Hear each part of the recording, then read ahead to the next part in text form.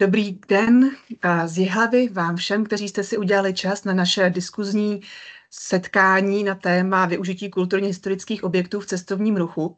Zdravím vás z Jihlavy, z katedry cestovního ruchu Vysoké školy polytechnické Jihlava a srdečně zde vítám dnešní diskutující pana Konstantina Kinského, který zde zastupuje mimo jiné Muzeum nové generace ve Žďáře nad Sázavou, pana Plcha z hotelu Chateau Cely a pana Martina Laštovičku ze Stříbrného domu v Jihlavě a poslední diskutující se nám připojuje z daleké Itálie, takže je na cestě, ale určitě to zvládne také.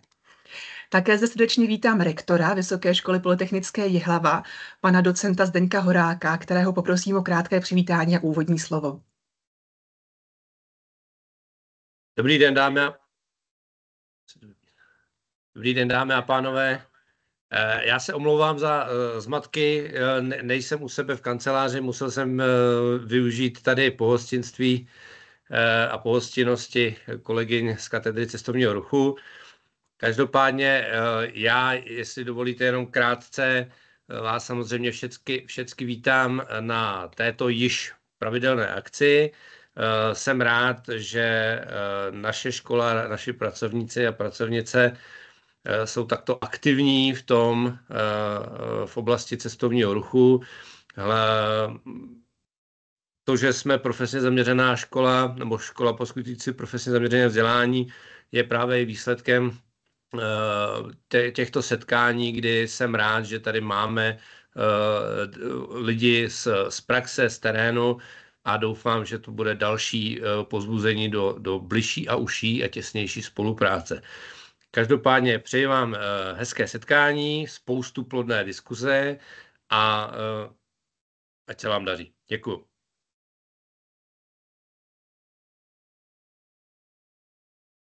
Moc krát děkujeme za milé úvodní slovo. A já bych teďka chtěla začít tím, že bychom dali krátký prostor jednotlivým diskutujícím k tomu, aby nám představili své unikátní objekty. Vybrali jsme široké spektrum, které by šlo hodně generalizovat pod pojem ubytovací služby a muzea, ale to by bylo moc velký zjednodušení. Takže proto dávám prostor k představení jednotlivých objektů. Nejdříve poprosím místní subjekt, a to tedy Stříbrný dům z Jihlavy, pana architekta Laštovičku. Všechny vás vítám, jsem moc rád se účastním toho vašeho programu Na slovíčko a teda chtěl bych představit ten náš dům.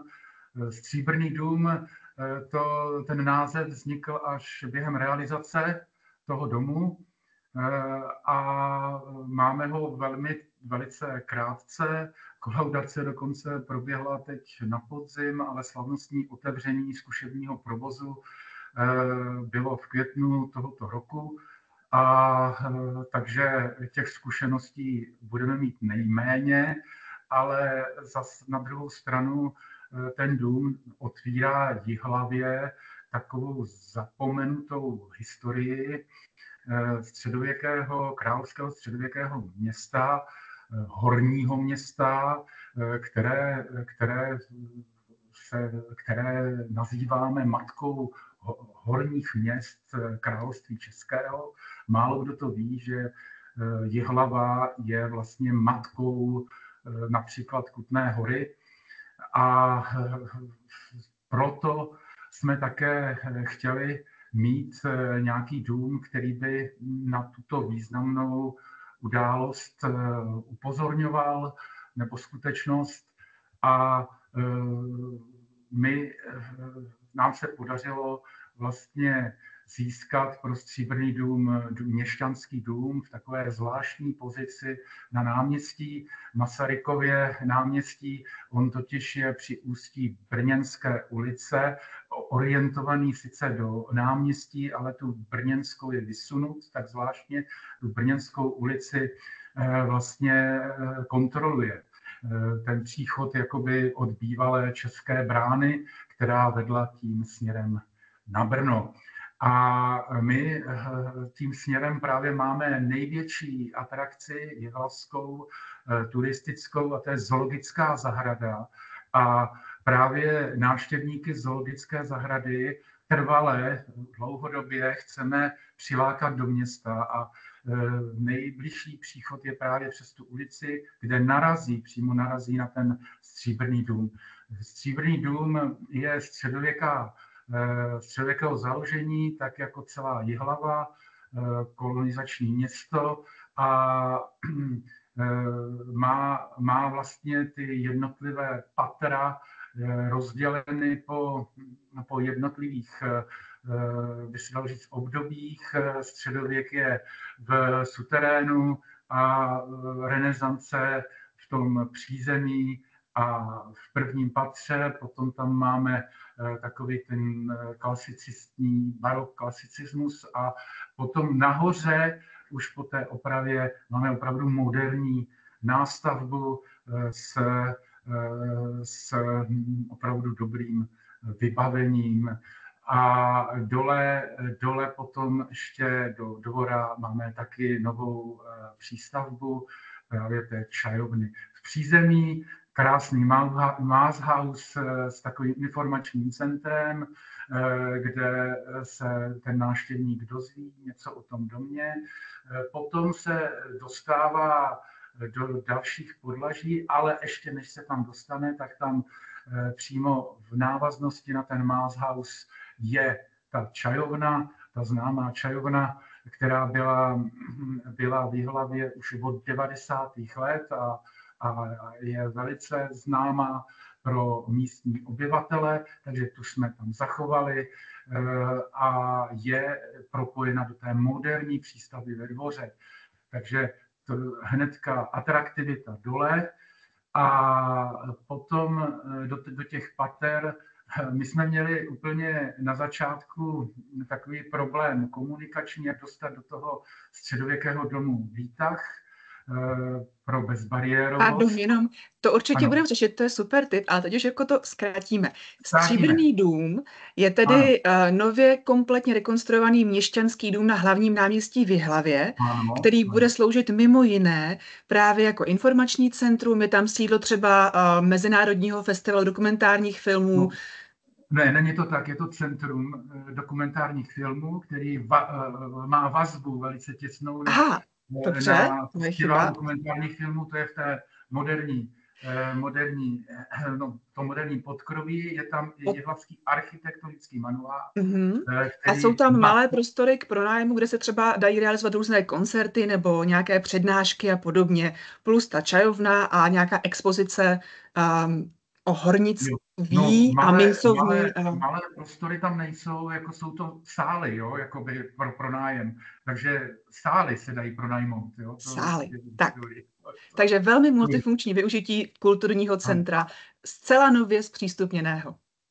Dá se to na tom si shodneme? Máme apartmán pro vzácné hosty, jo, je tam, ano, jak jste říkala, muzeum v suterénu, během realizace se tam našlo úžasný architektonický objev, tak to třeba až později. Takže spousta zajímavých míst koncentrovaných na jednom místečku. Na jednom místě. Děkuju. Poprosím o představení zástupce druhého, tentokrát se jistě nepletu muzea, ale samozřejmě zatím zase by mohlo být mnohem víc, a to interaktivního muzea nové generace ve Žďáře nad Sázavou. Dobrý den všem, všichni a všechny vítám do centrum Evropy, vysvětlím. To místo Zámek Žďár je opravdu centrum Evropy, protože máme dvě řeky, které v našich lesích začínají 800 metrů vzdálené, jedna jde do Dunaje a druhá do Labe. Takže jsme centrum světa, je to jasný. A každý z nás je určitě přesvědčen, že to místo, o kterém se stará, je to nejlepší, nejkrásnější, nejzajímavější. Tak já mu taky věřím, ale uvítám tu možnost vyměnit zkušenosti a hlavně ty průsery, se kterým se můžeme vzájemně poučit. Takže těším se na diskuzi. Zámek Žďár má takový unikát, taktéž jako každé vaše místa mají svůj unikát. A to unikát je vlastně od začátku 800 let, kdy tady přijeli ty mnichy celý z Evropy, cisterciáci, a to tady založili v prostředku ničeho. To místo pracuje se dvěmi kruhy. Ten první kruh je ta příroda, na kterou prostě člověk pečuje, hospodaří udržitelným způsobem od začátku. Oni umějí třeba s vodou krásně pracovat. A v centrum je druhý menší kruh a to je ten sociální život. Bylo to založeno jako klášter se zámkem zakladající rodiny, potom to bylo jenom klášter, teď je to jenom zámek z farnosti. Každopádně vždycky tady bylo takové radikální místo, kde to bylo vždycky high-tech. Tady bylo jeden z těch prvních šlagramů v Česku, bych měl říct. Teď máme takový mini Silicon Valley české vežďáře. Vždycky radikální a vždycky propojený něco, co je péče o přírody udržitelným způsobem a vlastně tvořivost směrem umění, směrem průmyslu, směrem tech. Když jsme se s manželkou dali tu otázku, co s tím udělat, tak jsme to udělali možná opačně, než to obvykle chtějí architekti, kteří hned se snaží vám kreslit, kde má být kuchyň. Nejdřív jsme se řekli prostě proč a odpověď na proč není protože, ale tak, aby. Na co to má sloužit? Zámek je špatné slovo, znamená zamíkat, my to chceme otevřít, aby to sloužilo. Takže nejdřív program a podle toho rekonstrukce. A ten program, ten zážitek musí vždycky sedět z genius loci. Říkám věci, které je vám určitě totálně jasno. To znamená, že máme programy edukační, dětský, dílný, hodně směřováno na rodiny, máme festival, mezinárodní festival současného tance, nový cirkus, pohybové umění, máme koncerty, máme rezidence umělců. Celý rok máme masterclassy, mistrovské kurzy mezinárodní na housle, na zpěv a klavír a tak dále. A ty dvě hlavní rekonstrukce, které jedna máme za sebou, druhá jsme zahájili minulý týden. To první právě to Muzeum nové generace, kde jsme si řekli, aby návštěvník bez ohledu, jestli je odborník na kulturu nebo totálně normální rodina s dětmi, potřebuje klíče toho zámku, ty mentální klíče. A to je, proč jsme vymysleli to takzvané Muzeum nové generace, kde jsou exponáty z sbírky z národních institucí, Národní muzeum, Národní galerie, Technický muzeum a tak dále, který vám vypráví ty 800 let dějepise toho místa a proč je to pro vás jako normální člověk zajímavý, že vlastně třeba baroko, která je jedna z těch vrchol toho místa, je vlastně začátek globalizace, že už se vědělo, že zeměkoule je právě zeměkoule a se vědělo hodně už věcí, a že to vůbec doba temná nebylo. A abyste mohl potom ven, buď volně nebo na prohlídku, pochopit, proč to tak je a proč je to pro vás zajímavé, třeba znova, že baroko byla doba, kde jsme zakódovali svoje emoce, svůj vztah vertikality ke hledání smyslu. A my jsme takový studený národ, ale vevnitř máme ty emoce, které vřejou. A ty velmi často byly zakodované za baroko. Takže máme středověk, baroko a současnost. A to je ta první stavba, to Muzeum nové generace, který vyhrál několik cen a je interaktivní, moderní, i 5letí děti se tam může bavit a odborník z kultury se něco může naučit.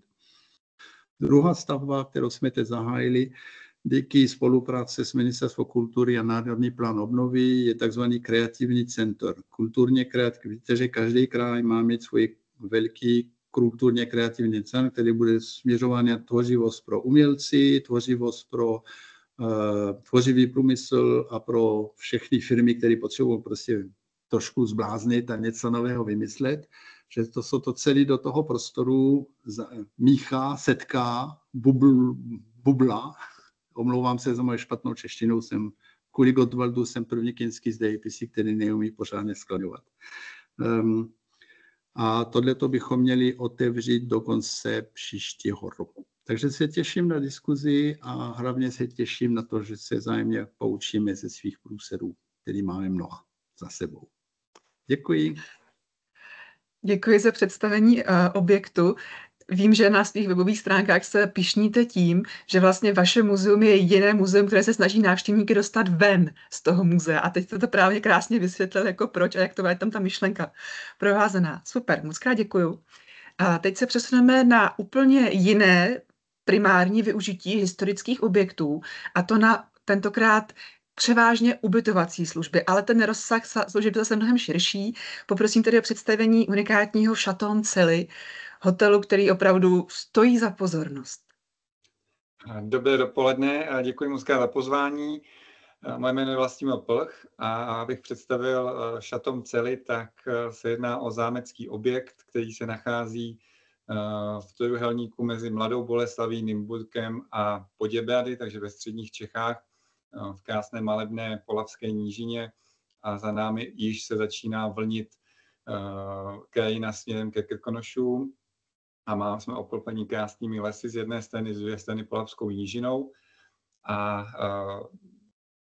zámek původně patřil rodině Turntaxisů, kdy možná mnozí z vás budou znát zámek Loučeň, což vždy bylo to hlavní sídlo té rodiny Turntaxisů, a Celly byla taková chalupa na víkendy, kde pobývali a vyrůstaly děti, a vždy tady bylo velmi živo a byl tady takový ten klasický, i když aristokratický, tak rodinný život.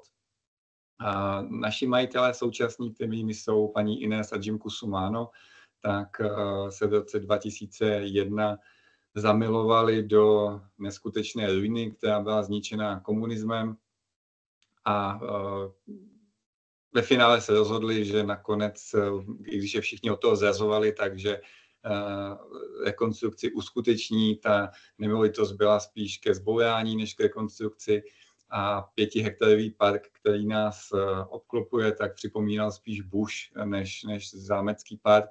A dole v tom parku bylo obrovské smetiště, které vlastně bylo vytvořeno díky té době, která byla.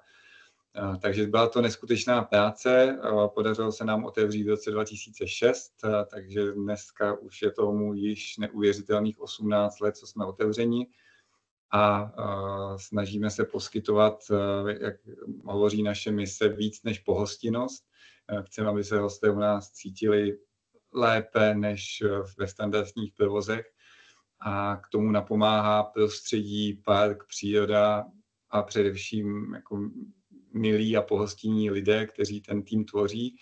Máme 24 pokojů a máme velmi unikátní design díky tomu, že paní majitelka je velmi náročná na detail a snažili jsme se ukázat, co umí české ruce, a vlastně 90% všeho vybavení jsme si dělali na zakázku, takže se tkaly látky podle našich návrhů, dělaly se lustry, skleničky, porcelán, všechno se vyrábělo tak, jak jsme si to nějak my vymysleli, vysnili.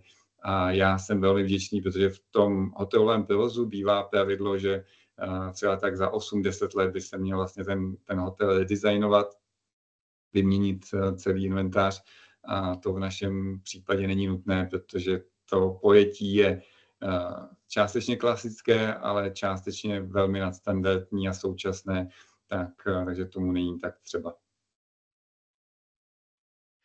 Moc krát děkuji. Jenom z toho všeho, co jste zmínil, tak jste skromně zamlčel, že také váš hotel vlastně nabízí unikátní gurmánský zážitek ve vaší vyhlášené restauraci, mimo jiné. I to jídlo je součástí toho cestovního ruchu. Děkuji moc krát. Mezitím se nám přihlásil poslední diskutující, a to pan Radek Tymovtej, který zde představí také ubytovací služby, ale zase úplně unikátně, zase úplně jiné, než tady zatím byly. Poprosím tedy o představení vašeho projektu Cimra bude.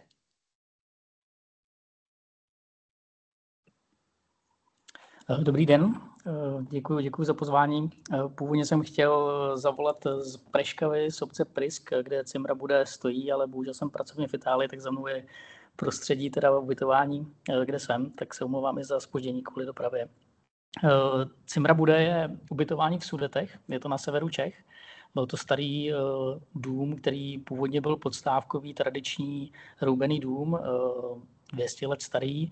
Jak to tak bývá, tak všechny ty podstávkové domy dřevěné, které nebyly dlouhodobě obývané, tak většinou měly nějaké narušení toho dřeva, takže se nějaká část z nich dozdila a vystavila.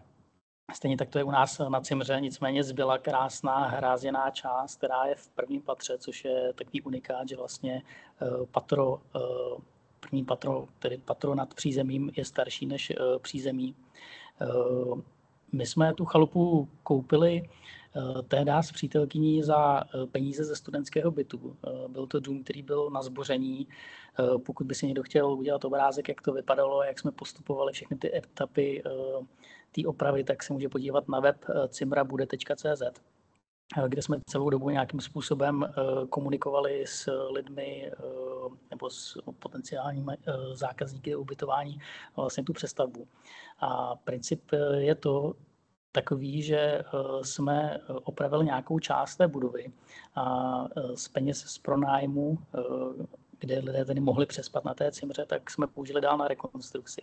A proto se to jmenuje Cimra bude, protože otázka, jestli vlastně někdy opravdu bude dokončena, protože tam, kde jsme začali a už je opraveno, tak možná za chvilku bude potřeba zase opravovat, takže to je neustálý kolotoč, to asi známe všichni, kdo se staráme o staré budovy.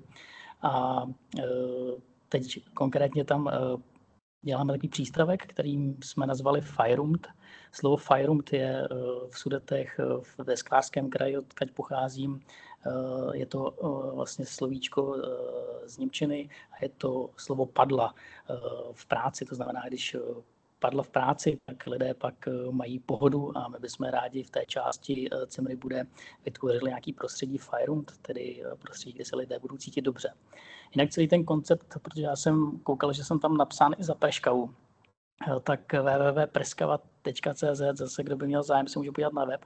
Je to vlastně koncept prezentace malé vesnice v Libereckém kraji v Lužických horách nějakým neotřelým způsobem, kdy většina webových prezentací takových obcí jsou dle 106 zastaralé podle nějaké struktury a pro cestovní ruch je potřeba pro tu klientelu ukázat to prostředí nějak jinak. A od toho je právě web preškava.cz.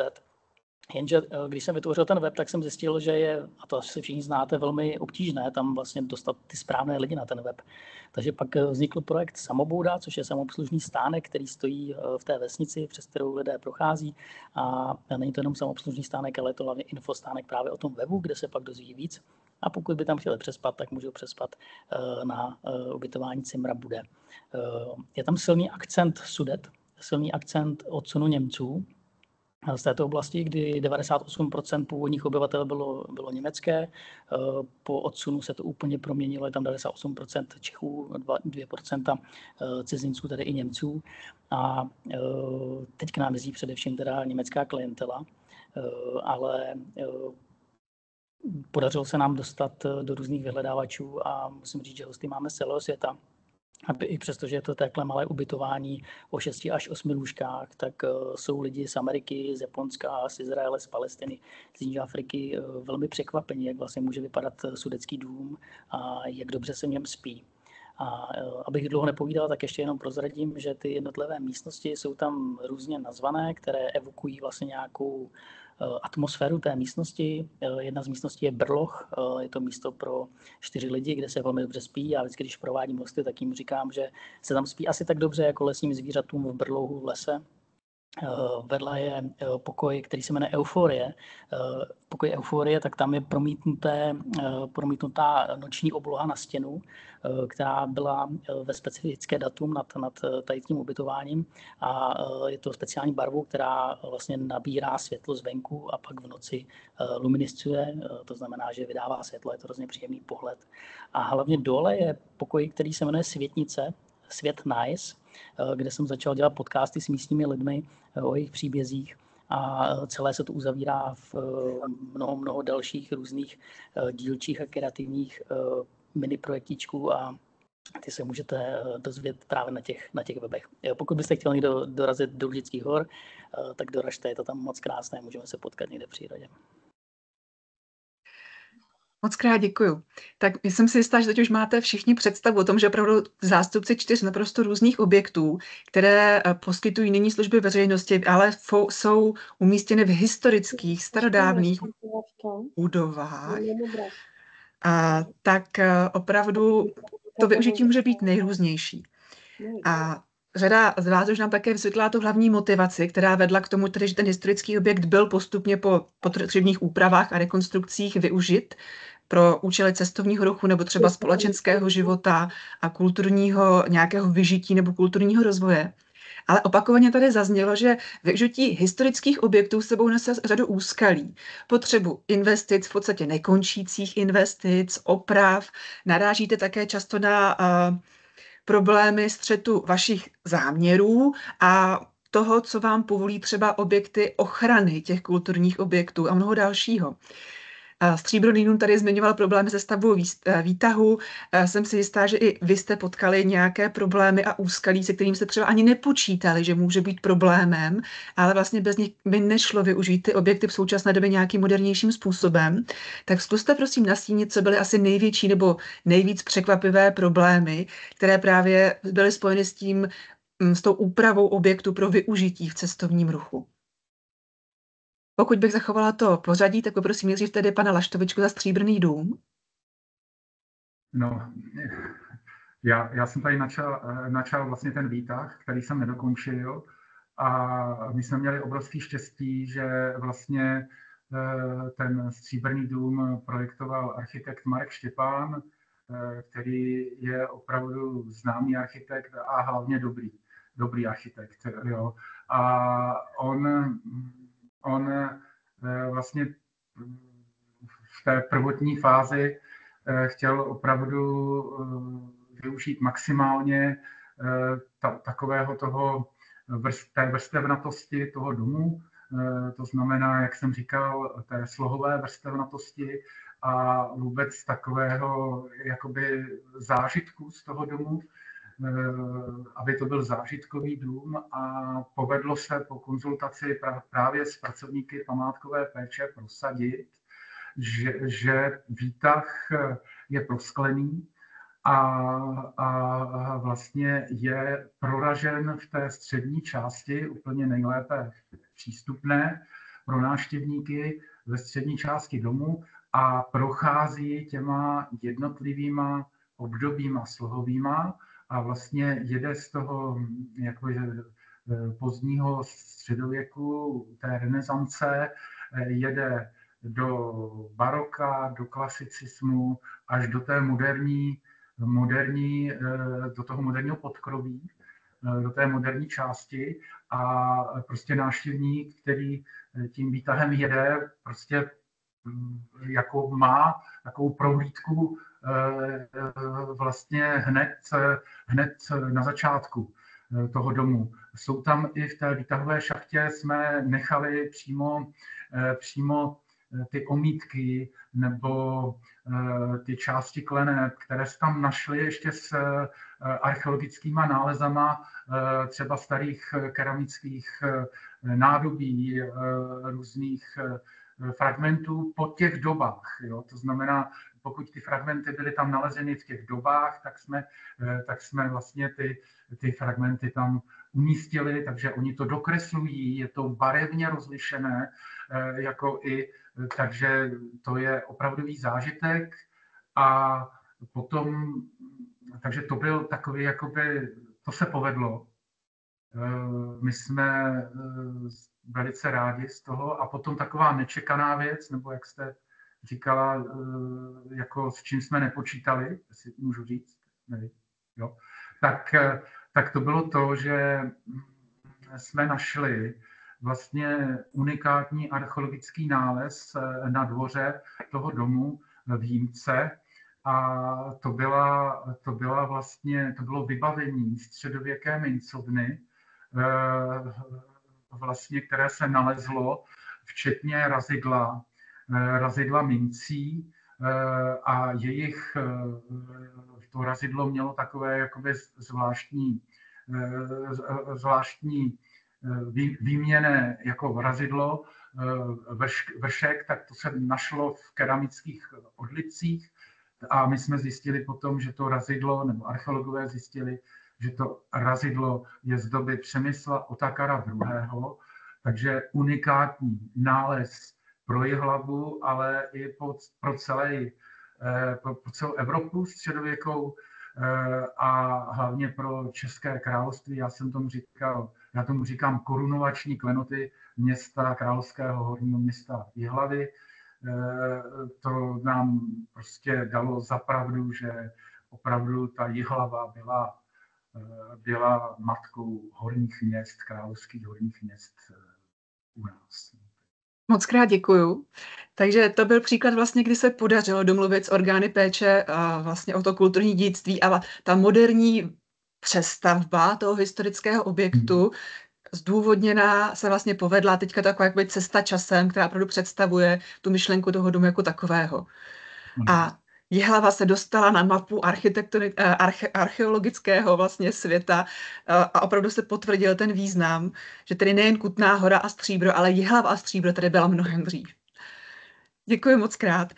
Zeptám se Vežďáře nad Sázavou. V rámci toho objektu jste určitě řešili spoustu problémů, ale co vám tak třeba utkvělo, s čím jste opravdu jakoby, co byla velká překážka toho využití objektu pro ten cestovní ruch, třeba v nějaké té modernější podobě v tom interaktivním muzeu? Bohužel musím říct, že máme co vybrat a že to je nekonečný horor a je to hodně těžký. Ale to nejtěžší, no to technicky nejtěžší je, není to, co bylo devastováno, co bylo ruina. Protože v dnešní době, myslím, že ve spolupráci s odborníci, památkáři a tak dále, člověk umí restaurovat. To nejtěžší je ta polorekonstrukce za komunistů, kde to devastovali a snažili se tam dostat jiný účel. Třeba ta nejstarší část ze 13. století, ten původní zámek těch zakladatelů, totálně zdevastovaní, zalili komíny betonem zhora, nevíme proč a tak dále a s tím neumíme rady. Ale i to by se možná z toho něco mohlo udělat. To nejtěžší není technické, to nejtěžší je ekonomicky. A to je, že když vezmete památku, tak vy víte, že ta rekonstrukce bude stát mnohem víc než nový hotel. Takže a když to uděláte tak, abyste to udělali s respektem pro toho duchu toho místa, tak to je ještě další náklad a vám se, když děláte jenom čistě prostě hotely a restaurace, ale máte jiné programy typu muzea, kulturní programy a tak dále, takže nejenom ta investice je dražší, ale ta návratnost do budoucna, ty zisky z toho jsou menší, dokonce, když je to kultura, tak je to strukturálně ztrátový. Takže vlastně to nejde bez dotací a bez určité bláznivosti. Jak psal Alexandre Dumas v Tři musketéři. Oni nevěděli, že to není možné, tak to udělali. Takže to první, co si myslím je nejdůležitější, když se bavíme o tom, je kombinovat určitý realismus, co se týče, co to znamená ekonomicky. A myslím, že je docela zajímavá otázka na chat ohledně toho téma, který se můžeme k tomu vrátit. A druhý aspekt, který je střetný, je určitá naivita. Musí vás to pálit. Děkuju. A co třeba byla nějaká překážka nebo nějaký zádrhel nebo naopak pozitivní, příjemné překvapení, které při té přestavbě objektu na současné podobě využití jste Vežďáře nečekali? Taky jste měli nějaký objev, co jste nečekali a byl úplně úžasný, máte z něj dodnes velkou radost nebo něco podobného? To, co do dneška mám největší radost, je, když jsme stavěli ten muzeum Nové Hradce, bylo to docela těžká práce, i zajímavá, ale opravdu těžká práce. Věděli jsme, že prostě ekonomicky nic moc, ale to bude dát smysl návštěvníkům.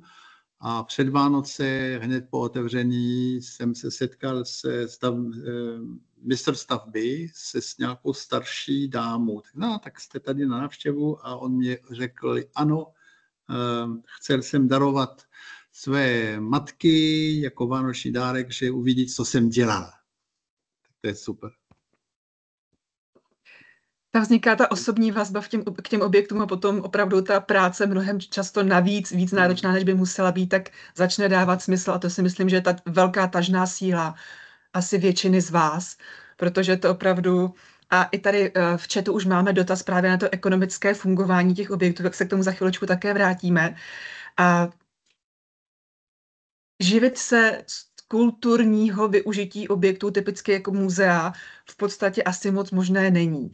Ale k té ekonomické stránce provozu se tedy, jak jsem říkala, vrátíme. Teď ještě se zeptáme v Chateau Cely.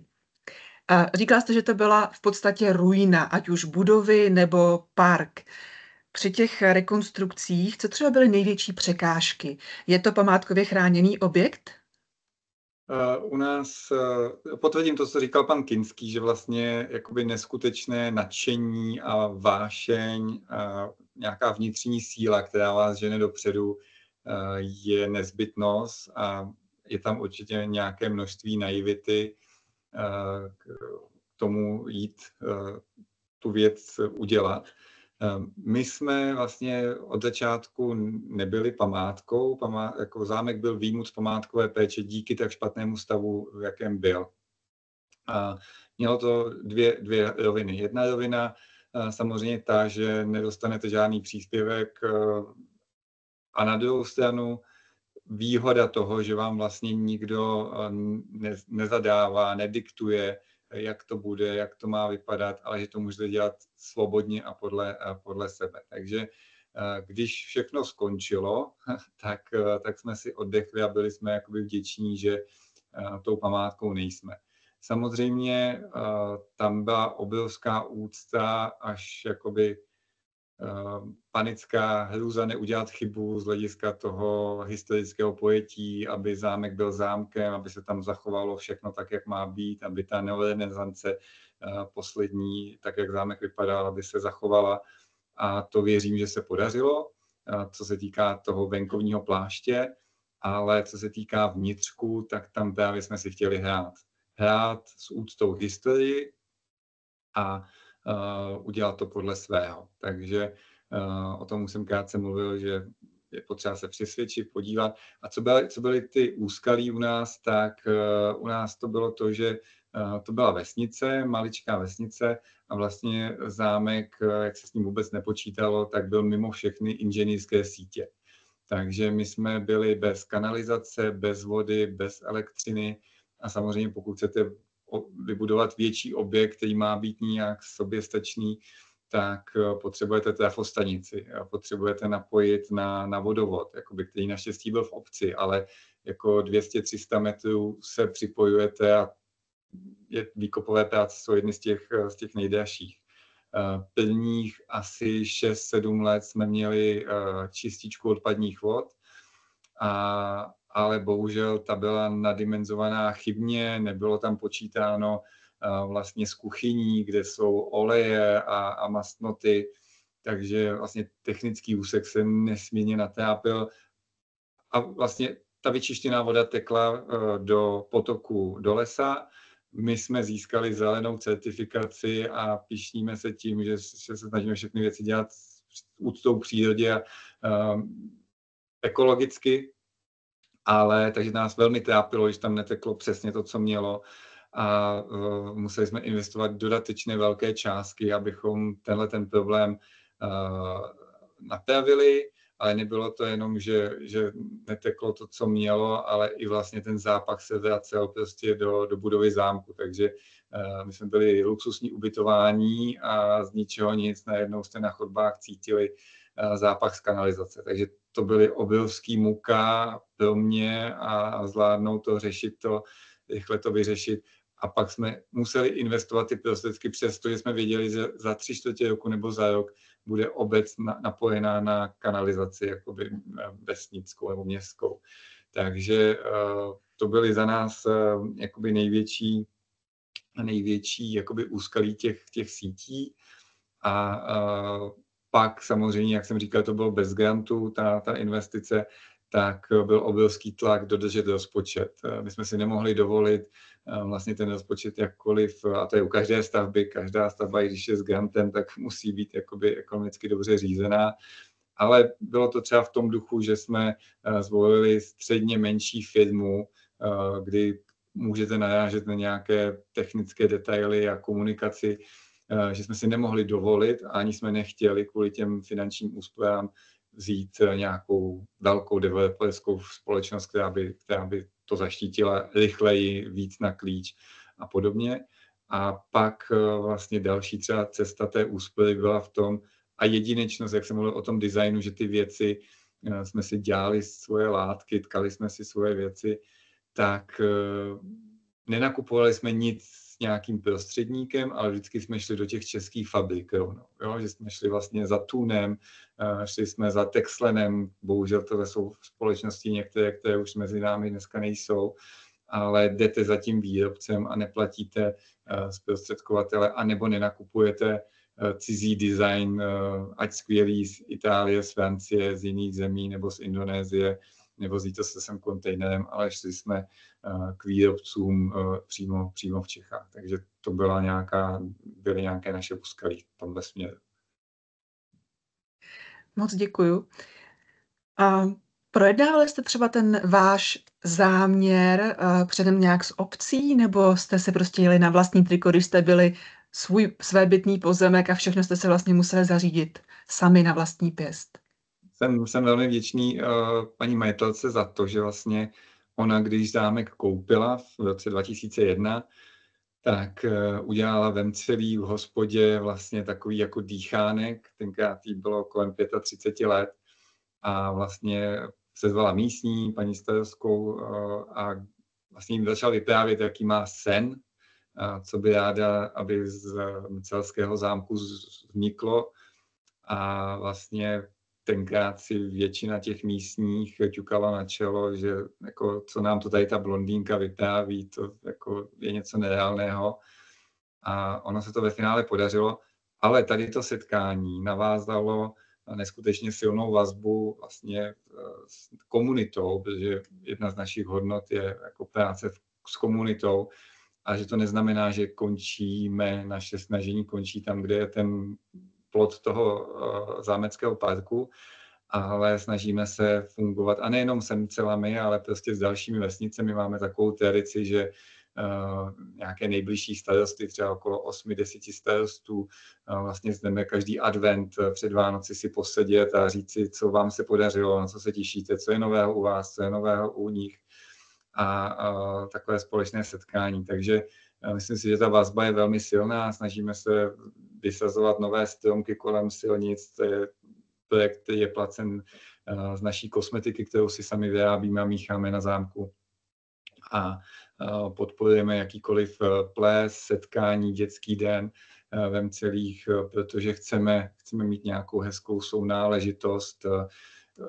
Pořádáme hodně svadeb, takže téměř každá svatba by si přála již mít ohňostroj, což víme, že je třeba záležitost jednak jsme hned za lesem, takže pro zvěř lesní, ale i pro jakoby spolubydlící prostě Vemcelích není ideální záležitost, ale udělali jsme nějaký jakoby kompromis, zastupitelstvo slyšelo nějaké naše požadavky, proč ano, bavíme se o nějakých 3-4 ohňostrojích jakoby za rok, že pro někoho to opravdu může být, že buď to u vás udělám, nebo neudělám. A celům plynou velmi podstatné příjmy z našeho podnikání.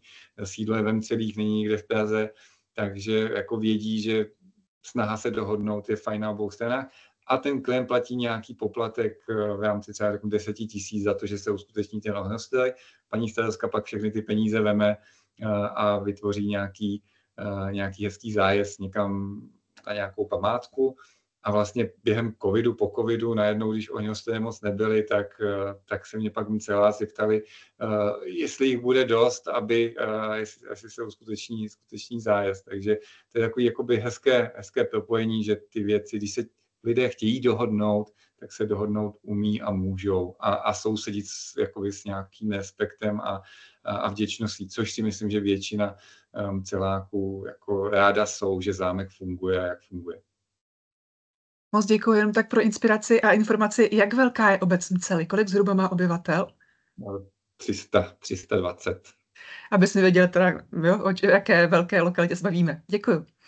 A obdobně myslím si, že i Cimra Bude je, už tady tak zaznělo, vlastně úzce provázána s tou komunitou Preškavy, ale co teda v rámci v podstatě asi soukromého investora byl největším problémem při teď nevím, jestli říct přestavě nebo kompletní rekonstrukci toho objektu jako takového. A na co třeba jste hrdí, že se vám opravdu povedlo? Co vás překvapilo, ani jste nečekali, že to dopadne tak skvěle? Spousta otázek. Já jsem jenom chtěl říct, že je úžasná tady ta diskuze a všechny ty výpovědi předřečníků.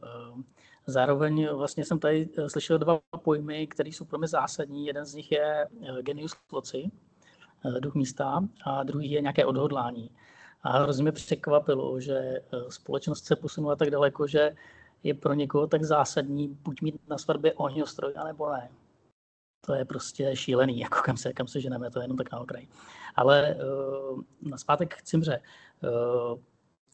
Přesně tak, je to, jak říkáte, soukromý investor jsme my s přítelkyní, taky jsme ty lidi, kteří ji 3 roky opravovali, rekonstruovali vlastníma rukama. Takže je to diametrálně odlišný přístup než u všech kolegů tady. V tom je ta diskuze vlastně možná úžasná. My jsme museli hledat nějaký ekonomický nástroj, protože jako studenti, tedy jak jsem říkal, z peněz studentského bytu jsme koupili nemovitost a pak jsme měli tu možnost vlastně na té nemovitosti pracovat sami. Přesto jsme potřebovali vydělávat samozřejmě na svoje živobytí a pro nás ten ekonomický nástroj byl právě ten se dostat do fáze pronájmu. Ale mnohem silnější vlastně ta motivace byl ten cíl a ta vize a to bylo to zachránit ten starý dům. Protože ta komunita, která vlastně tam byla, ať je úžasná u nás, tak vnímala ten dům jako něco, co se už musí zbořit. Protože v 70. letech v té naší obci, která za Němců v roce 1920 měla 2000 obyvatel, dneska jich má 400, tak v těch 70. letech za doby předešlé ne úplně povedené éry se většina domů, které prostě nebyly využívány, zbořila. A zbořila se takovým způsobem, že přijeli buldozery a zbořili nádherný podstávkový tradiční hrázděný domy.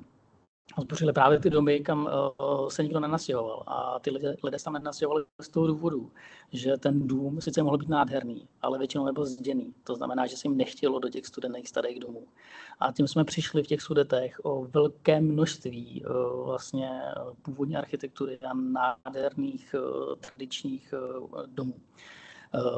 To proč to říkáme to, že co nás překvapilo? Tak nás překvapilo to, že já se rád hrabu v hlíně. Kdyby to mohlo být povolání, za které bych byl placen, tak by mi to hrozně pomohlo. Nicméně to hrabání v hlíně vlastně umožnilo to, že jsme nalezli na zahradě u Cimry pozůstatek druhého domu, jeho základy. A ten příběh toho, kdy ty domy se bouraly těma buldozerama, tak byl ten, že oni vlastně ten dům zbořili a tím buldozerem rozhrnuli všechny ty vrstvy toho domu do plochy.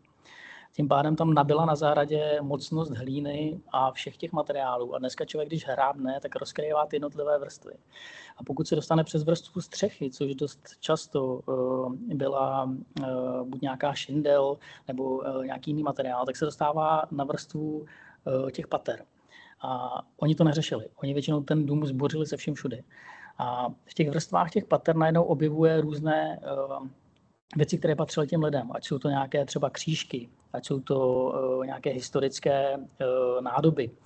Takže když člověk hrabe v těch vlastně vrstvách, které má naskládané na té zahradě, tak objevuje celou historii vlastně té krajiny.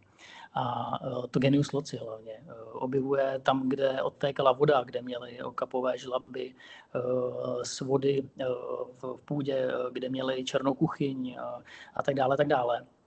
Minulý rok jsme objevili 3. dům na zahradě, který tam byl. A objevili jsme obrovskou studnu, která údajně má přes 20 metrů. Krásná pískovcová studna je kompletně zasypaná právě tím starým domem, tím bordelem z toho starého domu. A člověk takhle postupně objevuje ty vrstvy. Stejně tak právě tím, jak jsme na té budově dělali sami, tak jsme mohli odstranit všechny ty socialistické vrstvy, ať to byly různé umakarty nebo prostě věci, které byly nalepené na těch pískovcích a na těch zdech. Pokud by se člověk podíval na náš web, tak uvidí právě to, že jsme se dostali až na tu původní vrstvu, tedy z toho roku 1900 a dřív. A výhodou té budovy je ta, že není památkově chráněná. I přesto, že si myslím, že by se to zasloužila. Nevýhodou toho je, že pokud by se toho zhostil někdo, kdo nemá nějaký cit, a pochopení pro místo a pochopení pro místní komunitu a pochopení pro historii, pochopení pro design a pochopení pro to, že si máme vážit těchto starých věcí, tak by byl schopen tu budovu v rekonstrukci zničit ještě víc. V rámci komunity, na kterou jste se ptala, tak mě překvapilo to, že když jsme tu budovu začali opravovat, tak za náma chodili místní a říkali, co to tady vyvádíte, jako na tom starém baráku, to je nenaschození, co s ním jako chcete dělat, to nemá smysl to investovat, se blázni. A pořád chodili lidé okolo nás, že trvalo to 3 roky ty opravy, my se všema známe, měli nás za blázny. Zajímavý je, že v okamžiku, kdy to začalo generovat peníze, to znamená, začali přijíždět první hosté a začali parkovat první německé značky, rakouské značky a další značky SPZky před domem na autech, tak začali ty lidé závidět. A velmi rychle zapomněli na to, že jsme tam na tom 3 roky pracovali a velmi rychle zapomněli na to, že to byl starý dům. Oni najednou viděli, že to je prostě něco, co generuje velké peníze. A když si spočítali cenu za noc krát 365, tak zjistili, že jsme multimilionáři. Ale každý, kdo podniká v cestovním ruchu a v ubytování, tak moc dobře ví, že to tak dávno není. A my ty peníze reinvestujeme, my ty peníze využíváme pro cirkulární ekonomiku, to znamená, že využíváme místní zdroje a místní lidi, kteří nám dodávají dřevo, lidi, kteří nám pomáhají s opravama, zaměstnáváme místní lidi, aby nám pomohli třeba s úklidem a tak dále, takže se snažíme ty peníze vracet. A ano, ta nemovitost získává jako na ceně, ale naše vize a náš cíl je ji zachránit a ukázat tradiční dům v kontextu krajiny a v kontextu regionu. Děkuji moc krát. Ještě poprosím Stříbrodýnům, vlastně vy jste tady úplně nezmínil tu cestu od toho nápadu až vlastně po to otevření. Jak to bylo v případě tedy Stříbrného domu v Jihlavě?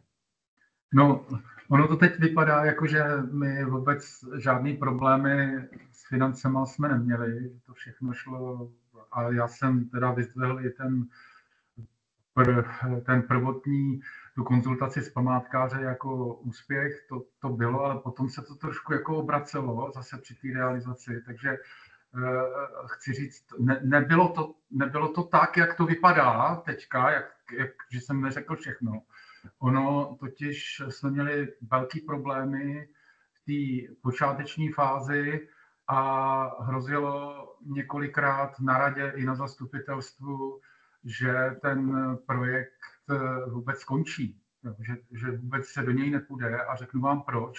Protože my jsme požádali vlastně o financování takzvané norské fondy, oni se jmenují trošku jinak, protože tam ještě je Lichtenštejnsko a je tam Island jako v tom zapojen, takže ale říká se jim tak jako lidově norské fondy, tak my jsme vlastně se tam přihlásili jako žadatel o finance a jestli tady někdo prostě se toho účastnil, tak dobře ví, že v těch norských fondech vlastně 10% těch projektů má úspěch, což je hrozně malé procento a bylo mi to i politiky, s kterými jsem spolupracoval, na tom trošku zdůrazněno, ale my jsme přesto do toho šli, měli jsme úplně šibeniční termíny.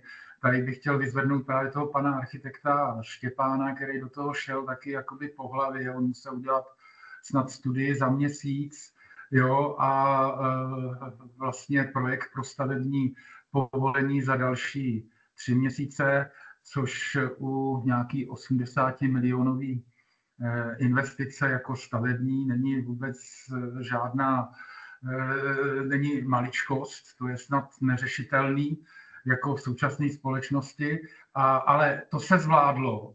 A my jsme teďka museli v rozpočtu pro že to je trošku, města fungují jinak než třeba soukromníci, my jsme museli na tu akci, když jsme měli vlastně projekt, tak vyčlenit v rozpočtu finance.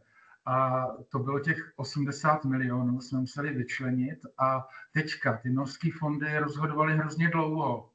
Oni různě odsouvali termíny, asi mají jako tam v zahraničí trochu víc času, nebo nevím, jak to funguje.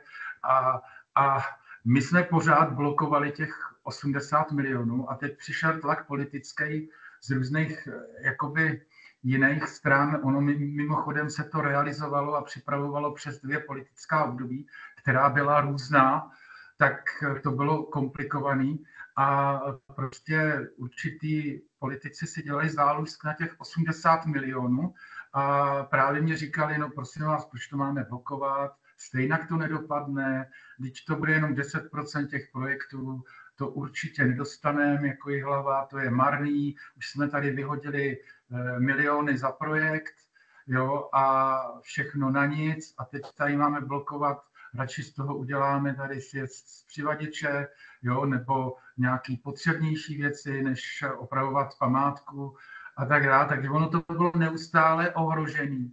A já jsem musel prostě to pořád odůvodňovat, že je to dobrý projekt, že to vyjde,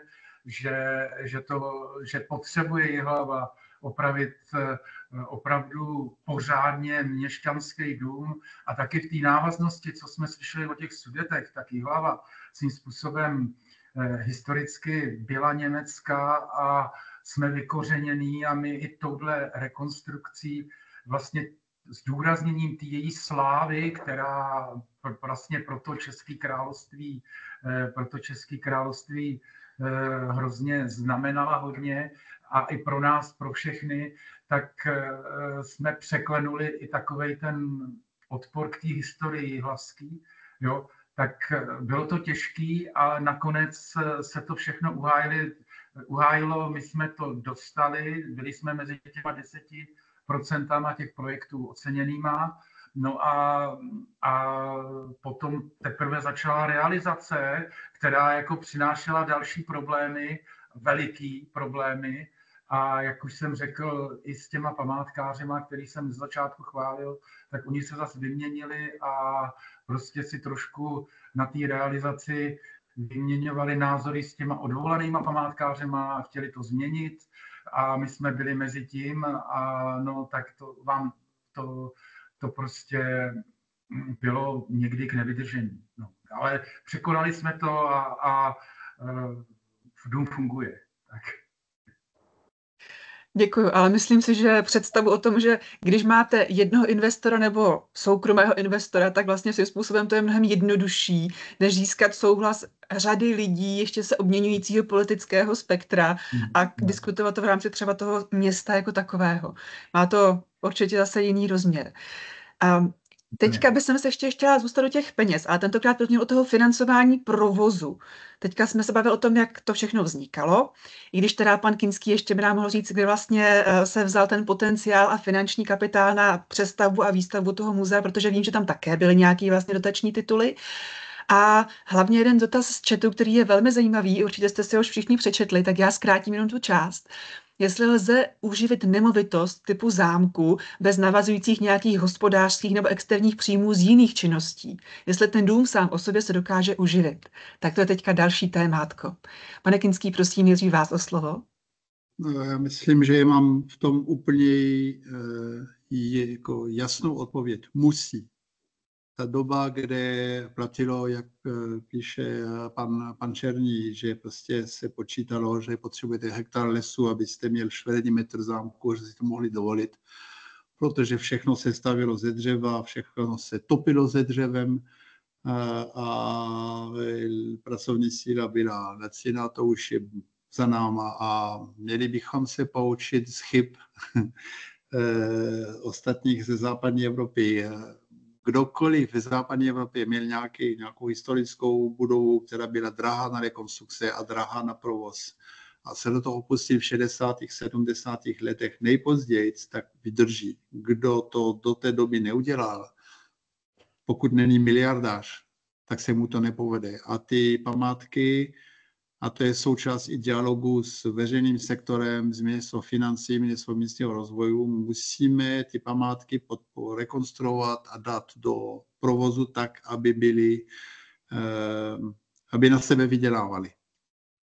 Jinak nepřežijou. Jako udržitelnost má 3 pilíře. Jeden, o kterém všichni mluvíme, je ekologický. Ale ty další 2, zapomínáme na ně. To druhý je ekonomický, co se nevyplatí, nevydrží. A to třetí je sociální, čemu lidi nerozumí, taky nevydrží. A to platí pro udržitelnost přírody, ale to platí taky pro udržitelnost, co se týče hospodaření z památek. A bohužel v Česku jsme to nepochopili, protože je dobře, že je částečná podpora na investice, ale není podpora na provoz. A aby lidi navštívili historickou památku, to nestačí. Máte zámek, to nestačí. Máte něco, se si myslíte, že zajímavý, to nestačí. Když prostě nějaké místo, je to ověřeno po celém světě, když máte nějaké místo, které se hlásí do seznam památek UNESCO, to nejlepší, co může být. Vám to zvýší návštěvnost trošku, o pár čísel, krátkodobě, a potom je návrat do normálu.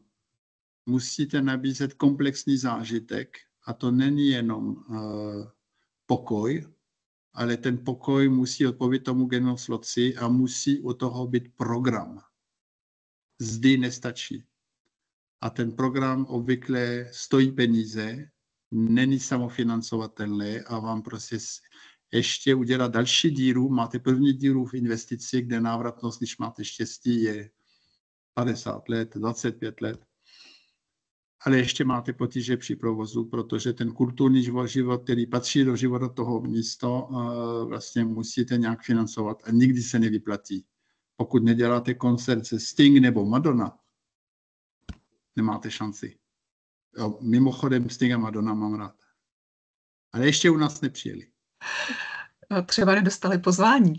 Ale každopádně teďka trošku jako tam vidím rozpor. Vy na jednu stranu říkáte, objekt i památkový, kulturně zaměřený si na sebe musí vydělat. Na druhou stranu říkáte, vlastně nemá z čeho vydělat, protože ta návštěvnost rozhodně nepokryje ani většinu těch provozních nákladů, ne to investice. Ano. A ta odpověď je, že v západě platí, že 80% toho provozu je financovan dotací. A oni na to už nemají. A musí se naučit snížit to podíl dotací a najít jiné příjmy. My máme tu nevýhodu, ale vlastně tu výhodu, že se musíme od začátku naučit, že ta spoluúčast není 20%, jak jsou zvyklí západní evropské zemi, ale je 80% a že to procento se otočí. Ale nějaká veřejná podpora na to, co vlastně děláme, což je veřejná služba, musí být. A možná, že část toho debatu právě je, že v těch původních sovětských zemí ještě žijeme v tom komunistickém světě, myšlenkově, bohužel, a to je, že peníze z veřejného sektoru by měly jít jenom na subjekty, které patří do veřejného sektoru, bez ohledu, co dělají. A to je chyba. Veřejný může znamenat subjekt, jako jeho právní forma, je to příspěvková organizace třeba, nebo do budoucna doufáme veřejná kulturní instituce, což je další krok ke správným směrem, ale může to být mise. A ta mise, ta služba veřejná je jedno, jestli ji dělá nějaký státní úředník, nebo úředník z obcí, nebo Radek Timofej, který to dělá v prostředku ničeho, kde nikdo nemá zájem prostě vůbec z úředníků tam vůbec jít. A on si zaslouží tu podporu, my si zasloužíme tu podporu, protože děláme veřejnou službu a ještě k tomu my děláme za mnohem vyšší spoluúčast z soukromého sektoru, než kdyby to dělal jenom stát. Mockrát děkuji. Omlouvám se. Ne, v pořádku. Mockrát děkuji, jenom ještě velmi stručně poprosím. A financování vlastně vybudování toho muzea nové generace také bylo grantově nějak zajištěno nebo spolu zajištěno, že jo? Jo, když koukáte na všechny náklady, bez ohledu byly přímý, nepřímý, způsobilé, nezpůsobilé, které byly s tím spojení, tak Opticky jsme měli 50% jako podporu z dotací, ale ve skutečnosti to bylo třetina veřejní peníze, takže dohromady 150 milionů, z toho 50 milionů a něco dotace. Tím, že dotace vám zvýší náklad o 10%, vždycky. A administrativní složitost. Ano. Plus to, že mnoha věcí nejsou způsobily a stejně jsou potřeba. Moc krát děkuju. Opakovaně jste se tady obracel na vlastně úplně podnik v tom kontextu vás ostatních, na pana Timofteje. Vy už jste částečně to zodpověděl, ale stejně by mě zajímalo, teď po aspoň částečné rekonstrukci vašeho objektu už se teda na sebe viděla na ten provoz a současně na té další etapy plánovaných cimer? Děkuju. Mně se hrozně líbí, jak už jsem to tady zmiňoval, vlastně ty různé názorové roviny všech těch kolegů, protože vlastně pochází z různých šíří záběrů a z různých, jak to říct, pozadí daných projektů. Silné slovo je udržitelnost a dobře bylo řečeno, že to jsou 3 pilíře. A právě ten ekonomický je hodně silný a ukázalo se to, že u toho, když jsem popisoval, když se bořily všechny ty krásné budovy v tom našem kraji a nejenom v našem, tak to právě bylo z toho ekonomického důvodu, protože prostě to bylo neudržitelné. Udržitelný cestovní ruch, o kterém se můžeme bavit, o který se zajímáme, je vlastně hrozně zásadní. A myslím si, že na tom je zásadní i ta druhá otázka. A druhá otázka, která je položená v chatu, je vlastně spolupráce s destinačními agenturama. V případě třeba takové nemovitosti, jako máme my, je to jedna z zásadních věcí, protože destinační agentury přebírají určitou spolupráci mezi těmi aktivními hráči v tom regionu dál a tím pádem rozprostírají ty služby. A mně by se hrozně líbilo, kdyby třeba vznikla nějaká mapa v jednotlivých regionech, možná v jednotlivých destinacích, možná i celorepubliková, která by sdružovala ty projekty, o kterých se tady bavíme, kterých jsme možná zástupci, kdy je tam mnohem důležitější to poslání, než nějaký ekonomický profit. Protože to poslání, které bylo dobře řečeno, vlastně mění tu společnost, mění náhled na tu společnost. A já bych se teďka jenom nerad bavil vlastně o těch penězích, protože oni pro mě nejsou moc důležité na mé životní cestě a na životě vlastně Cimry. Mnohem důležitější jsou ty příběhy těch lidí, kteří tam přijedou a mají dobrý pocit z toho, že tam něco prožili. A předají to poslání dál, předají ho dalším svým kamarádům, kolegům, rodině a ty přijedou znova a poznávají tu krajinu a poznávají tu krajinu od píku, oni ji poznávají od spoda. Není jim potřeba pomocí destinační agentury nebo nějakých velkých projektů vlastně prezentovat, není potřeba vytvářet silný marketing. Oni mají tu potřebu, tu krajinu a to genius loci poznat sami. A jenom tady zmíním jeden projekt, protože to se pojí s tou druhou otázkou. Já mám možnost spolupracovat právě s destinační agenturou Lužické hory a České Švýcarsko, které jsou vlastně sousední destinační agentura. A my jsme tam vytvořili docela zajímavý projekt, který by mohl být motivací, anebo možná minimálně stojí za zmínku. Je to vlastně ukázka fenoménů, které jsou třeba u nás v Lužických horách. Je to fenomén podstávkových domů, ale třeba fenomén i skla, sklářského průmyslu, který si také přesně zaslouží to popostrčení od té státní správy, od toho státu, tak aby bylo zachováno. Možná tomu pomáhá trošku to, že získalo minimálně teďka ocenění UNESCOem. Ale je to web, který se jmenuje sklo.doluzihor.cz sklo.doluzihor.cz. Já jsem měl možnost na tom webu pracovat, vlastně jsem vytvářel tu jeho strukturu. A to, proč to zmiňuji, ani není kvůli tomu, že bych chtěl říct, že jsem na tom pracoval já, ale že ta struktura toho webu je taková, že ukazuje těm lidem sklářství v tom kontextu, aby, když prochází tou krajinou, tak aby hledali ty dílčí prvky v té krajině, které jsou propojeny se sklářstvím. Příkladem je procházíte a říkáte si, proč jsou v Lužických horách všude bukové lesy. No, tak jsou dva důvody. Jeden důvod je přírodní, protože se tam bukovým lesům daří, ale druhý důvod je ten, že ty buky byly potřeba právě pro sklářství. Proč jsou sklárny na hlubokých studnách? Proč potřebovaly vodu? Proč mají u nás domy hodně oken? Protože tam byly malírny skla. A tady to je příklad toho, velmi to zkrátím, tady to je příklad toho, kdy je potřeba ten fenomén prezentovat tím způsobem, aby v rámci tedy udržitelného cestovního ruchu, aby ti lidé sami měli potřebu ty místa objevovat. A nevytvářet jim manuály cestovního ruchu, nevytvářet jim vzdušné zámky toho, že na Pravčické bráně nebudou žádní turisté, ale oni tam jsou. A naopak jim ukazovat místa, která stojí mnohem víc za to, a to jsou vlastně místa všech těch projektů, o kterých se bavíme. A místa, které jsou v jejich blízkosti za humny tady těch projektů, a jsou to krásné krajiny, které stojí za to navštívit. Dobře, děkuju.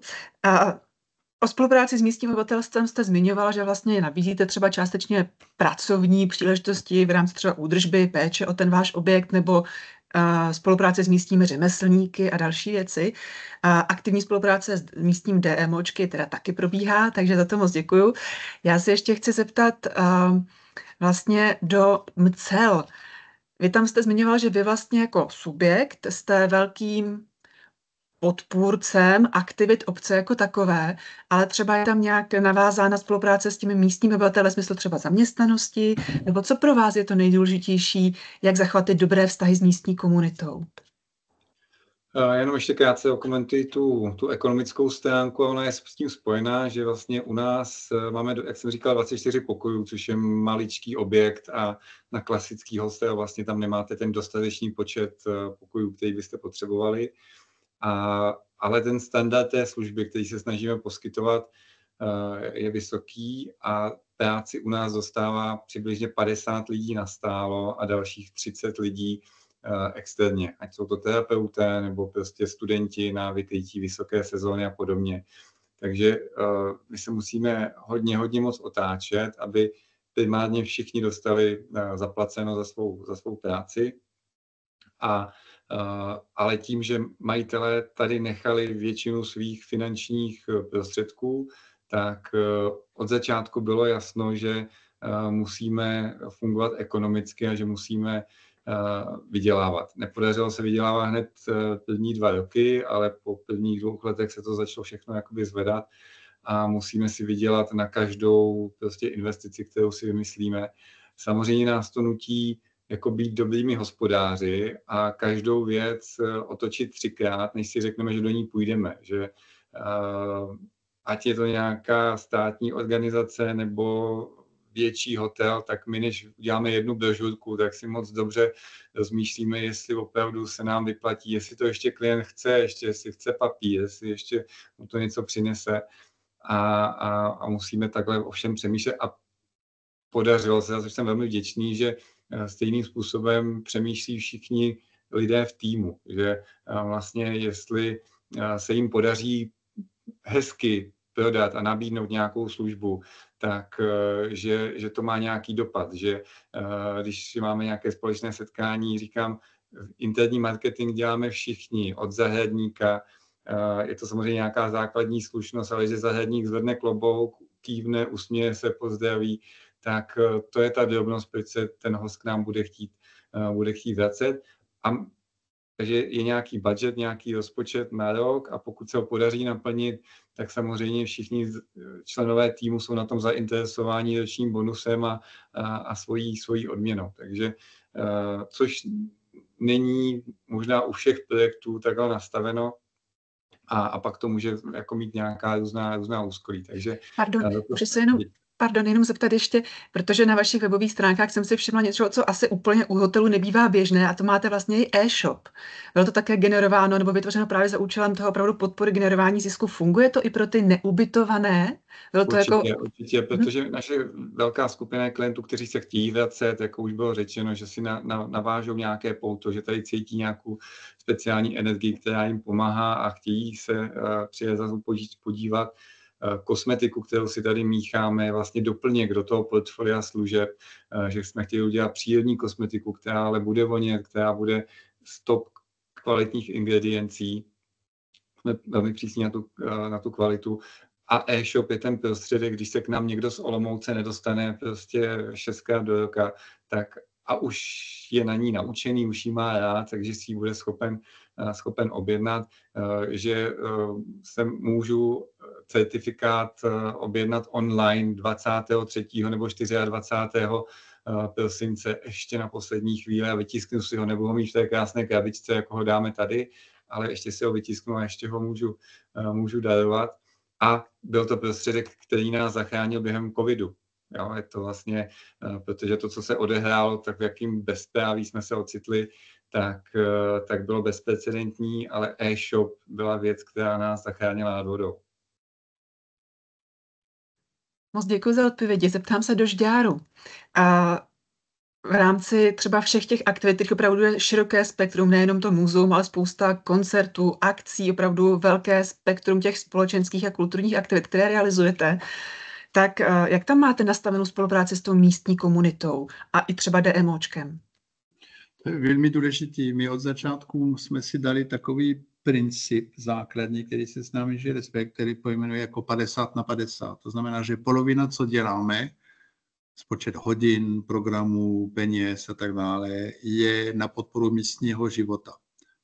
A to není jenom proto, že jsme romantičtí idioti, což jsme, ale taky to dává smysl sociálně, ekonomický ohledu z té udržitelnosti, že prostě mezinárodní turista, který přijde z Ameriky, není mezinárodní, on je lokální, jenom je někde jinde. A nese s sebou svůj lokální život a chce se sejít s lokálním životem na místě. Nechce mrtvý skanzen, prostě, kde nikdo nežije. Chce prožít tu místní komunitu. Takže to má několik dopadů na sociální udržitelnost a na ekonomickou udržitelnost, aby to fungovalo. Plus nás to baví. To znamená třeba, že se bojujeme, abychom tady měli dál školy, školky a dobrovolní hasiči, který založila moje teta. A pravidelně ministerstvo školství se snaží centrovat veškeré školy do centra, protože jim to vyhovuje a je pod mých oken demonstrace rodičů, já potom tu dole a demonstruju s nimi, aby to tak nebylo a Praha nám dá klid, že ty školy tady chceme, což zatím se povedlo.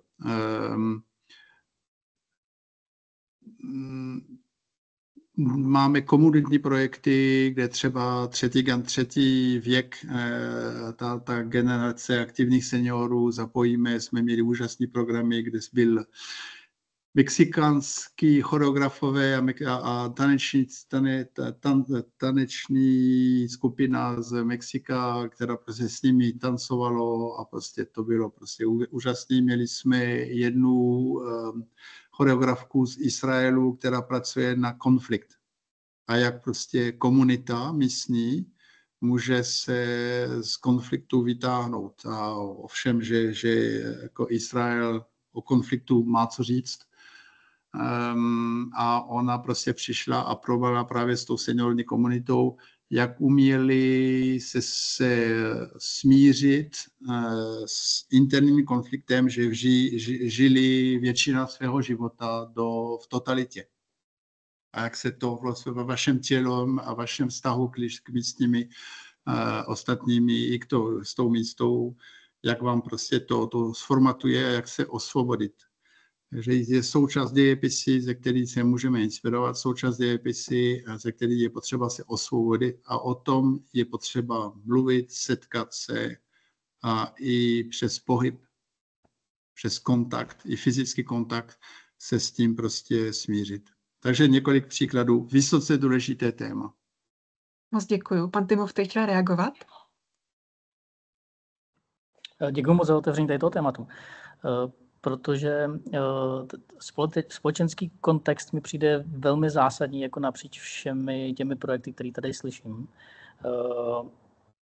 Když si vybavím ubytování, které jsem měl možnost třeba navštívit jak ve světě nebo v Čechách, které vlastně si nějakým způsobem hraje na to, že je lokální, ale vlastně je tam velká implementace takových těch jako globálních věcí jako Sweet Home a udělejme to svým hostům jako krásné, aby se cítili jako doma. Ale vlastně v kontextu jako místní krajiny a místní společnosti to s tím nemá nic společného. Vlastně nevtahují vůbec toho účastníka toho cestovního ruchu do kontextu toho okolí nebo prostě té lokality, národu a tak dále.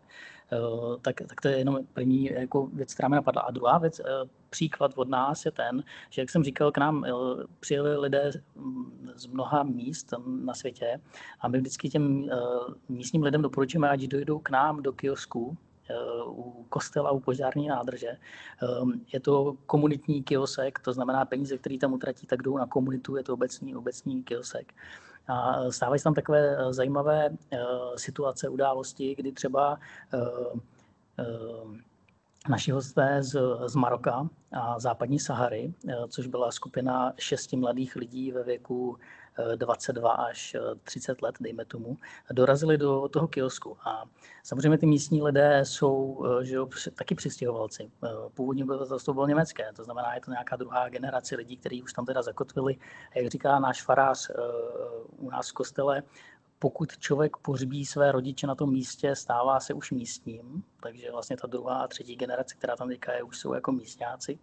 Nicméně to, co chci říct, je to, že když pak přijdou tady ty lidé tady té národnosti do toho kiosku k nám, dát si to pivo a zahrát si s náma na kytaru a převezmou tam třeba buben a začnou tam bubnovat a zpívat marocké a západosaharské písně, tak z začátku to je zajímavá událost a zajímavá situace, ale po chvilku to dojde k nějaké xenofobii, kterou ta česká společnost v sobě přece jenom trochu má.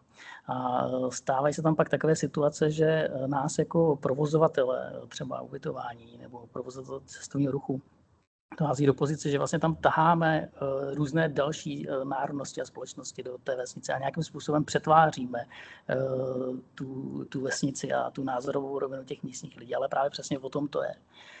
O tom, aby ty lidi vystrčili ty svý hlavy z té vesnice a koukali se, že svět je trochu jiný, než je jenom v televizi. A v tom mi přijde úžasný právě ten cestovní ruch a to, že lidé cestují globálně a můžou se nějakým způsobem obohacovat. A tak jenom taková malá poznámka. Děkuji. Moc děkuji, je mi jasné, že tady bychom mohli mluvit ještě hodně dlouho, ale čas se nám pomalu chýlí ke konci. Tak mám na vás, pánové, poslední zvídavou otázku. A jedna, která bych chtěla říct, že z chatu od našich posluchačů tady zaznělo opakovaně obrovský obdiv pro každého, kdo se pustí do aktivit jakéhokoliv vámi vybraného typu.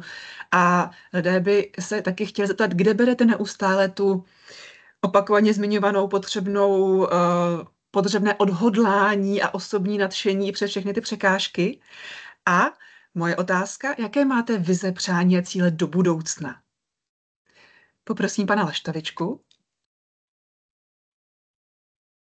No, já jsem teda vůbec ještě nemluvil o té náplni toho domu, jo, stříbrného domu, a ta náplň, jako já bych to řekl, to, co tam je, to dává život tomu domu, jo, a to, že tam je to centrum dokumentárních filmů a ten JAM, Jihlavský architektonický manuál, dole ta čajovna, celý to spravuje brána Jihlavy, a tak to produkuje tato náplň hromadu činností, které jsou úplně úžasné právě pro to město.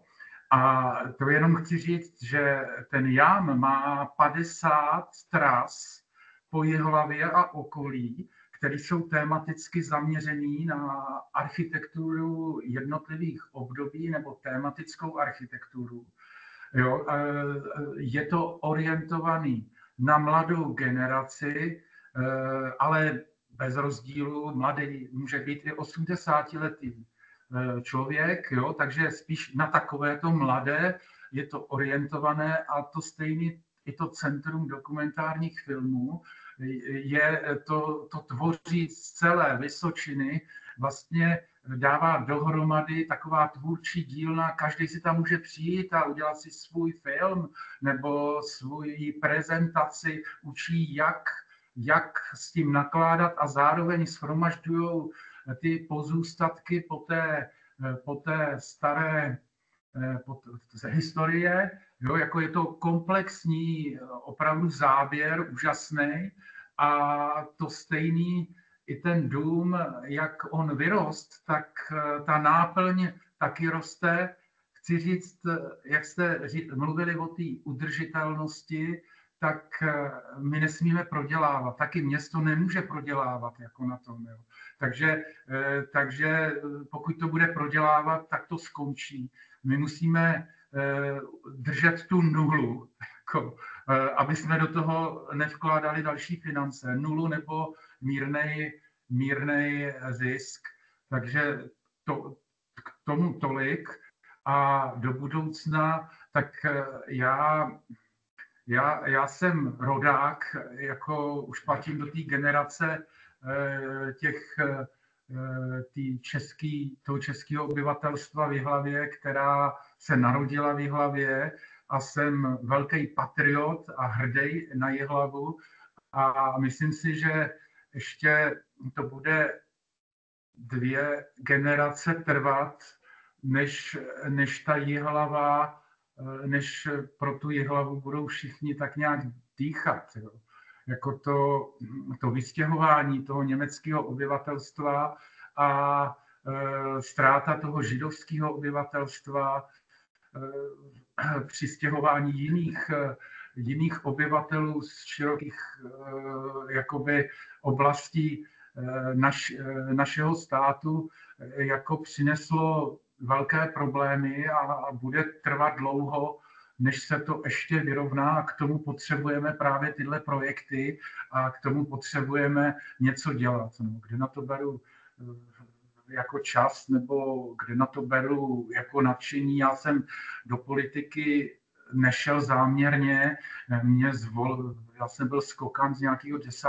místa, vůbec jsem s tím tak nějak nepočítal. Byl jsem tvůrčí architekt, kterýho to bavilo, ta architektura, a prostě jsem se přinesl akorát do té politické sféry s tímhletím a jako bojuju a jsem rád, že s tím mám problémy. Jako, no tak asi ty řeším.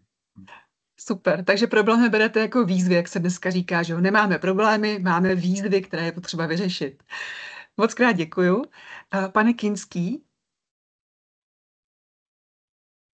No, já osobně to chci předat dalším generacím v lepším stavu, než jsme to dostali, tak, aby to sloužilo místní komunity, aby to začalo pokud možno na sebe vydělávat a nebýt ohromnou díru, a jestli bude černé číslo, tak budeme už rád. A asi umřou cestou, ale aspoň umřou šťastní. A to je jediné, co bych dodal, to je, co jsem napsal na chat. My jsme samotní, je dobře, že to organizovala paní Pachrovou. My potřebujeme se sejít a nabrat energie z jeden druhého, takže uvítám, kdyby prostě asociace turistických informačních center třeba se objevila ve Žďáře a že vyměníme tyhle ty zkušenosti, a aby paní Čaroudová, která se cítí trošku osamotněla ve Slavnonici, měla prostor se bavit s kolegy a nabrat tu pozitivní energie, protože jsem přesvědčen, že děláme užitečnou věc, unikátní věc. Moc krát děkuji. Pan Plch, slovo Domcel. Tak za nás si myslím, že aby vás to pořád bavilo, nesmíte chodit do práce. Musíte to mít tak, že to je váš koníček, hobby a ne práce. Mít lidi kolem sebe, kterým věříte a který věří stejnému cíli jako vy a dělají tu věc rádi. A vlastně my jsme třeba v konkurenci velkých fabrik, jako je Škodovka a podobně, takže oni musí vědět, proč radši jsou v MClích než v Mladé Boleslavi. A naším motem je Choose Love Every Day. A opravdu mít tu radost a tu lásku si předávat bez nějakého kliše, všichni navzájem, a opravdu se z těch věcí těšit. A co bych si přál pro nás všechny, jsem většinou velmi kritický a to pořád zůstává, co se týká podpory cestovního ruchu jakoby v České republice o těch nejvyšších pater. Já jsem strašně moc spokojený za lidi, kteří pracují na destinačkách, Czech turismu, na kraji. Tam cítíme obrovskou podporu a snahu ty věci měnit, ale z těch nejvyšších pater je vlastně cestovní ruch obrovsky podceňovaný a nedoceněný, přitom je to služba a služby v českém HDP tvoří 75 a 70%. Takže až si toto možná uvědomíme v těch nejvyšších patrech, tak se kousíček přiblížíme k těm skvělým vzorům, jako máme v Rakousku a podobně a bude nám všem veselý a všechny různé skvělé projekty, kterých máme více a více, tak budou svobodnější, šťastnější a bude se nám líp nám všem fungovat a podnikat. Děkuji moc. A co Preškava, nebo teda Cimra bude? Děkuji, já přemýšlím, jak odpovědět, protože všechny ty odpovědi vlastně už mi vzaly slova z úst. Já přemýšlím nad slovem participativní management, jestli se bavíme o udržitelném cestovním ruchu nebo o cestovním ruchu, a tak ta participace je tam vlastně hrozně důležitá. A to, kde podle mě my všichni bereme nějakou sílu a odhodlání, je přesně z toho feedbacku a z té zpětné vazby. Ale to je z toho, že se takhle můžeme potkávat. Pro mě to dnešní setkání je extrémně obohacující. Vidím zde spoustu krásných projektů a vidím, že ty projekty mají smysl. A to člověka pohání dál v tom, aby tvořil i tu svou životní cestu. Teďka jenom přeskočím lehce. Hrozně se mi líbí tady otázky a komentáře kolegy Pavla Černého, který tam v tom chatu psal, že by také bylo důležité, aby tu myšlenku toho podnikání a potřeby vlastně umět prodat ty svoje krajiny a všechno to, co je s tím spojené s historií, s komunitou, aby to také uměli pedagogové, nejen tedy na vysokých školách. Já sám procházím strukturou vysoké školy a musím říct, že ten systém je dost kostnatělý, přestože se tomu třeba snaží teďka vymykat poslední roky. Ale je to přesně to, co tam píšete. Měli by to být především učitelé na základních školách, kde už by měli dětskám vštěpovat myšlenku zodpovědnosti za svoji krajinu, zodpovědnosti za komunitu a za společnost, zodpovědnosti za to, že se musí sami o sebe postarat v rámci financí, to znamená nějakou finanční gramotnost. Mělo by to být pak v celé struktuře střední školy až po tu vysokou. Vysoká už by měla vychovávat odborníky. Jihlava scény moje alma mater, já jsem z Ústí nad Labem z univerzity, kde také studuji cestovní ruch, udržitelný cestovní ruch na úrovni tedy doktorské. A musím říct, že ten systém nikterak moc nesměřuje člověka k nějakému podnikání. Ten systém spíš směřuje k tomu, aby psal odborné články a jezdil na konference. A je to škoda. Je to škoda, protože se nevychováváme stejně tak, jako v řemeslech se nevychováváme lidi, kteří by chtěli dělat, ale vychováváme se lidi, kteří chtějí o tom jenom mluvit. A to je velká chyba celého českého školství. Takže nám všem přeju to, aby celý ten systém vychovával i ty řemeslníky v cestovním ruchu. A ještě mi napadá poslední věc, a to je ta, že tady vidím a slyším spoustu zajímavých věcí a projektů, ale neměli bychom zapomínat, to je takový můj oslý můstek přes moji osobu a moji věkovou kategorii, neměli bychom zapomínat na tu mladou klientelu, která je velmi zásadní pro fungování všech těch našich projektů a pro udržitelnost těch našich projektů. Protože sice ty finance jsou u té starší klientely, která přenáší ty peníze do těch všech našich projektů, ale ona se brzo posune.